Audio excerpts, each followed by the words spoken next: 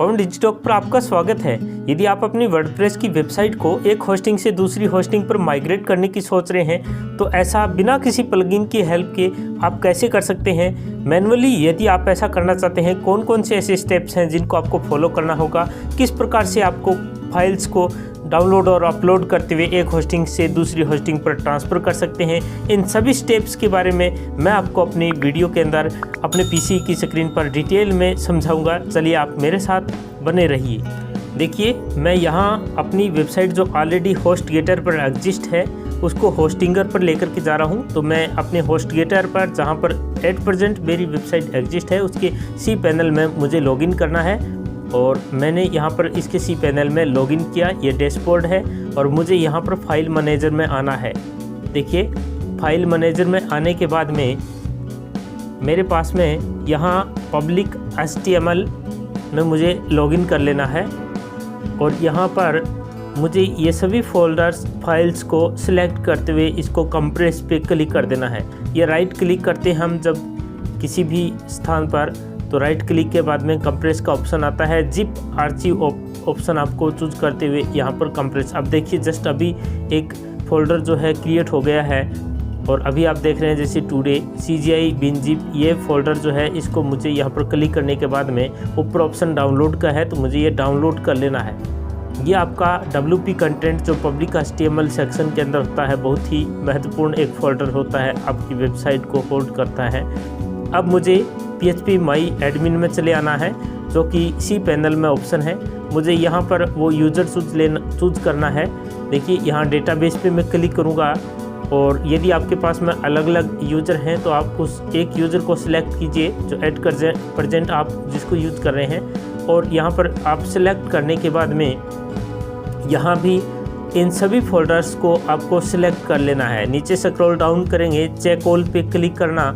कुछ इस प्रकार का फॉर्मेट लगभग सभी सी पैनल या जो भी आपके पास में एच पैनल मिलता है तो लगभग सेम होता है। सभी को सिलेक्ट करने के बाद में इन सभी को हमें यहाँ पर देखिए ऑप्शन इंपोर्ट का है तो हमें यहाँ पर इंपोर्ट पे क्लिक कर देना है। जैसे ही हम इंपोर्ट पे क्लिक करेंगे तो ये सभी फोल्डर्स जो है आपका माफ़ कीजिए, यहाँ पर हमें एक्सपोर्ट पे क्लिक करना है और एक्सपोर्ट पर जैसे ही क्लिक करेंगे तो ये बाय डिफ़ॉल्ट रहने दीजिए और गो पे क्लिक कर देना। गो पे क्लिक करने के बाद में ये आपका SQL फाइल जो है वो यहाँ एक्सपोर्ट हो चुकी है। अब देखिए, आपने दो फाइल जो यहाँ पर डाउनलोड कर ली है अपने लैपटॉप या PC में, उसके बाद में मुझे होस्टिंगर की अपने होस्टिंग में जाना है और यहाँ पर ऐड वेबसाइट में क्लिक करना है। ऐड वेबसाइट में क्लिक करने के बाद में यहाँ मुझे अपना डोमेन नेम दे देना है और यहाँ पर मुझे अभी एक न्यू पासवर्ड को क्रिएट करना है। पासवर्ड को क्रिएट करने के बाद में मुझे ऐड वेबसाइट पर क्लिक कर देना है। ये वह सी पैनल या एच पैनल है जहाँ पर मैं अभी अपनी वेबसाइट को लेकर के आ रहा हूँ। लेकिन यहाँ पर जैसे ही मैंने ऐड वेबसाइट पे क्लिक किया तो ये कह रहा कि वेरीफाई योर डोमेन ओनरशिप, लेकिन मेरा pawandigitalk.com जो है वो होस्टिंगर के ही किसी दूसरे अकाउंट पर है। जहाँ पर मैंने यहाँ पर क्लिक किया, मैंने दूसरा अकाउंट ओपन किया जहाँ होस्टिंगर का एक और यहाँ पर DNS नेम सर्वर है। देखिए, DNS नेम सर्वर में मुझे होस्टिंगर जिस वेबसाइट की होस्टिंग मुझे लेनी है, जिस अकाउंट की, उसका यहाँ पर नेम चेंज कर देंगे। यानी यहाँ पर नेम सर्वर को चेंज करना है जो आसान सी प्रोसेस है।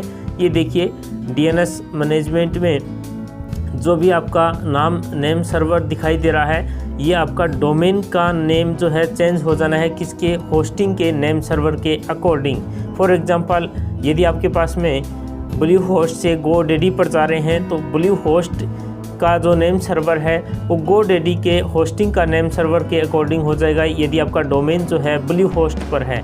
इसी प्रकार से डोमेन नेम सर्वर चेंज हो जाएगा होस्टिंग के नेम के अकॉर्डिंग। फॉर एग्जांपल, मेरे पास में यहाँ पर जो होस्टिंग का नेम सर्वर है वो कुछ इस प्रकार से है और मैंने यहाँ इसको कॉपी किया और मैंने उस अकाउंट में लॉगिन किया जहाँ पर मेरा डोमेन है और वहाँ पर मुझे डोमेन नेम यानी DNS मैनेजमेंट में ये नाम सर्वर चेंज कर देना है। आप अदर ऑप्शन भी यहाँ पर चूज कर सकते हैं और यहाँ पर दो डोमेन नेम है नेम सर्वर तो उन सभी को यहाँ पर दोनों को रिप्लेस करते हुए कॉपी पेस्ट कर देना है। इस प्रकार से ये नेम सर्वर आपका चेंज हो जाएगा, यानी ये वेरीफाई होने में विद इन फ्यू सेकंड या कुछ टाइम और भी लग सकता है, लेकिन यहाँ पर मेरा जल्द ही यहाँ पर नेम सर्वर भी चेंज हो चुका है। अब आप चाहे तो इसको DNS रिकॉर्ड में भी चेंज करके कर सकते हैं। देखिए ऊपर स्क्रीन पर पॉपअप विंडो में आया कि सक्सेसफुली नेम सर्वर चेंज हो गया है। अब मैंने अपने यहाँ पर मैनेज पे क्लिक किया। कुछ इस प्रकार का फॉर्मेट जो है डैशबोर्ड होता है होस्टिंगर का।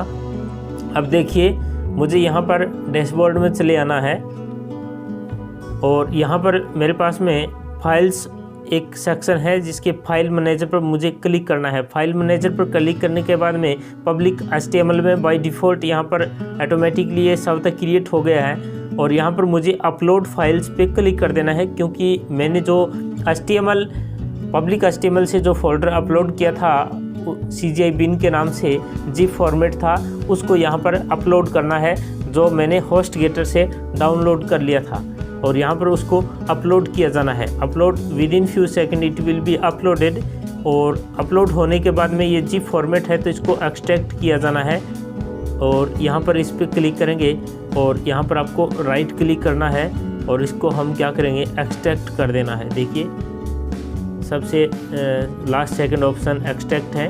आप चाहे तो आपको सुविधा हो आपके पास में इसको नेम चेंज करने का भी ऑप्शन रहता है। तो ये तो एक फर्स्ट फाइल हो गई जो CGI bin के नाम से क्रिएट हुई है, ये WP कंटेंट का है।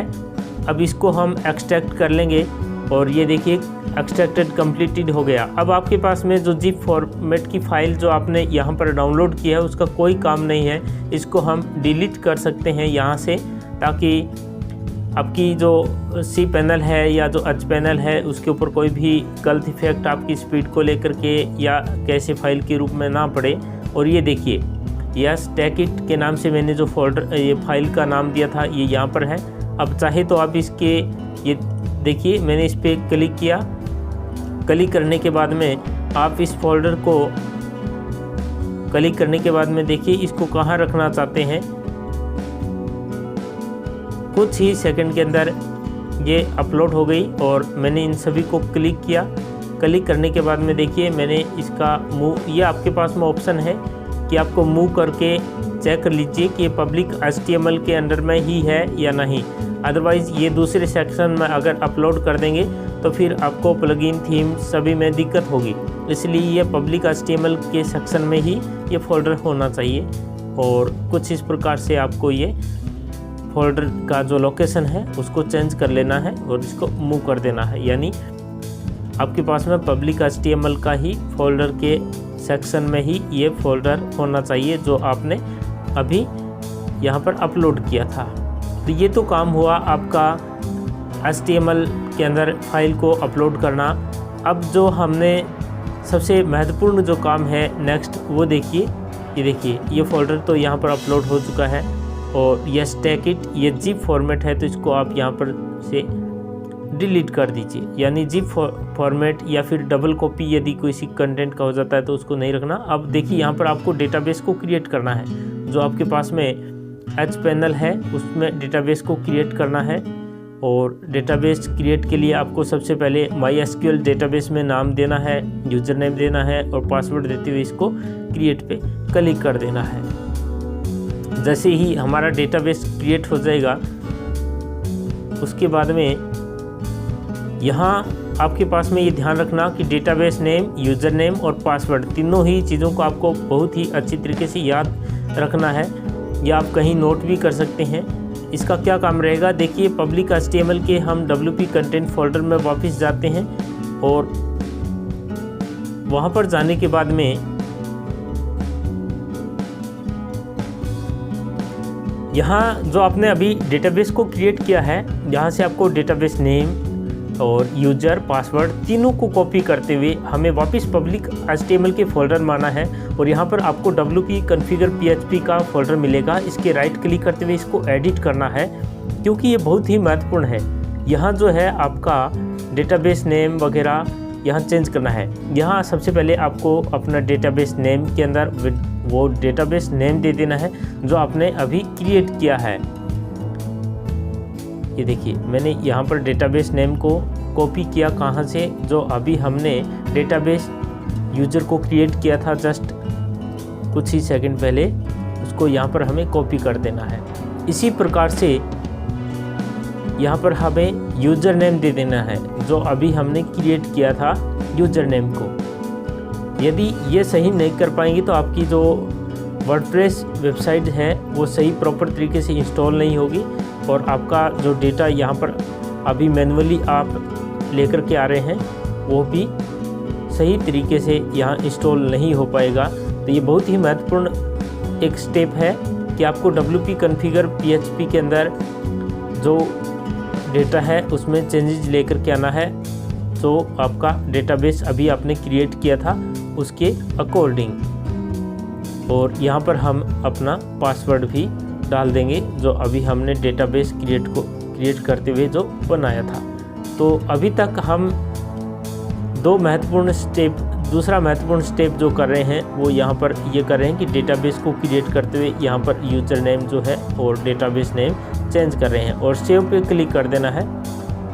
इस प्रकार से ये तो काम हमारा कंप्लीट हो चुका है। अब हमें जो MySQL की फ़ाइल थी उसको हमें अपलोड करना है यहाँ पर। इसके लिए आपको PHP My Admin में चले आना है।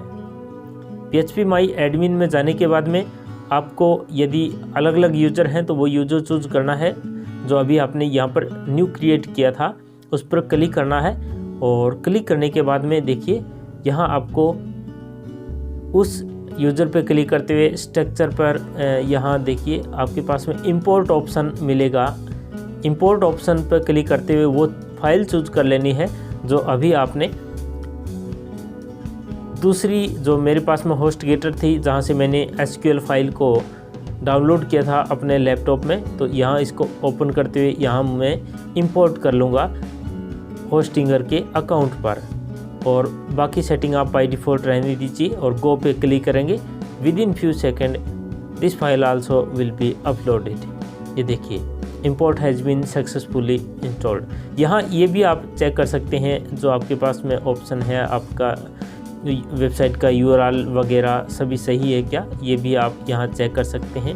तो ये तो बहुत महत्वपूर्ण कार्य अभी हो चुके हैं। अब आपके पास में ऐसा सॉफ्टवेयर ऑप्शन मिलेगा कि आप वर्डप्रेस को यहाँ इंस्टॉल कर सकते हैं। आपके पास जो भी hPanel या cPanel डैशबोर्ड आपकी न्यू होस्टिंग कंपनी का है उसमें, जैसे मेरे पास में ऑटो इंस्टॉलर है, मैंने वर्डप्रेस को चूज़ किया। यहाँ मुझे अपना वो यूज़र नेम चूज़ कर लेना है जिस डेटाबेस को मैं बाय डिफ़ॉल्ट वर्डप्रेस को ये बता रहा हूँ कि आप यहाँ से ये डेटाबेस को ऑटोमेटिक जो सारी डेटा है उसको उठा लीजिए। तो मैंने यहाँ यूज़र नेम और पासवर्ड डालते हुए ये इंस्टॉल कर लेना है। ये वर्डप्रेस का ऑटो इंस्टॉलर है, मैनेज्ड बाय सॉफ्टक्यूलेस, या जो भी आपके पास में सॉफ्टवेयर वर्डप्रेस से रिलेटेड डाउनलोड करने का ऑप्शन आता है उसको हमें यहाँ चूज़ कर लेना है। और यहाँ अपना पासवर्ड और अपनी ईमेल आईडी जो भी रिक्वायर्ड इन्फॉर्मेशन है वो हमें पुट कर देना है। और ये देखिए वर्डप्रेस जो है यहाँ पर वर्डप्रेस को तो इंस्टॉल कर लिया, लेकिन कुछ इस प्रकार की एरर कुछ समय के लिए आ सकती है, जस्ट क्योंकि अभी साइट जो है कुछ समय लेगी। ये देखिए खाली ऐसे ब्लैंक दिख रहा है। यदि कुछ समय तक ऐसा दिखाई देता है तो आप घबराइएगा मत, क्योंकि इसमें कुछ टाइम लग सकता है जो गूगल को इसमें आपको इंडेक्सिंग करने में या दिखाने में। और मैंने फिर ट्राई किया, देखिए this site can't be search या जो भी है। इसके बाद मैं WP एडमिन मैंने किया और कुछ सेकंड बाद देखिए ये वर्डप्रेस की वेबसाइट जो है, यहाँ जितने भी डेटा मेरे पास में होस्टगेटर की वेबसाइट पर था वो यहाँ पर आ चुका है। मैनुअली मैंने ऐसे कर लिया है। और यहाँ आपको हो सकता है कुछ प्रॉब्लम टेक्निकल हो, क्योंकि आप जब PHP My Admin में जाते हैं तो उसके अंदर अलग अलग यूज़र वगैरह नेम और अपना URL वगैरह ये भी चेक कर लीजिए सही है क्या। सबसे पहले आपको अपनी जो नया डैशबोर्ड आपका वर्डप्रेस का मिला है, इसके आपको सबसे पहले परमालिंक जाना है। सेटिंग में जाते हुए आपको परमालिंक्स पे क्लिक करना है और पोस्ट नेम के अकॉर्डिंग आपको सेव कर देना है। जो आपका URL का जो स्ट्रक्चर कैसा रहेगा उसका ये ऑप्शन रहता है, और सेव चेंजेस पे क्लिक कर देना है। और बाकी आपको ज़्यादा इसमें चेंजिंग नहीं करना। आप जैसे अपनी पुरानी होस्टिंग पर जैसे भी इस पर अपना वर्क कर रहे थे उसके अकॉर्डिंग यहाँ पर कर सकते हैं। ये देखिए मेरे वर्डप्रेस का डैशबोर्ड कुछ इस प्रकार से अभी दिखाई दे रहा है और यहाँ आप आसानी से ये कार्य कर सकते हैं। लेकिन यदि आपको ऐसा मैन्युअली करना सही नहीं लगता तो आप किसी प्लगइन की हेल्प से भी ऐसा कर सकते हैं, जिसके बारे में मैं पहले ही एक वीडियो के माध्यम से बता चुका हूँ कि आप मैन्युअली प्लगइन की हेल्प से कैसा कर सकते हैं, जो कि ऑल इन वन माइग्रेटर के नाम से प्लगइन है, उसकी हेल्प से आप ऐसा कर सकते हैं। तो इस वीडियो के माध्यम से मुझे उम्मीद है आपको ये हेल्प मिली होगी कि आप किस प्रकार से मैन्युअली अपनी वेबसाइट को माइग्रेट कर सकते हैं एक होस्टिंग से दूसरी होस्टिंग पर। आप सभी का धन्यवाद। जय हिंद।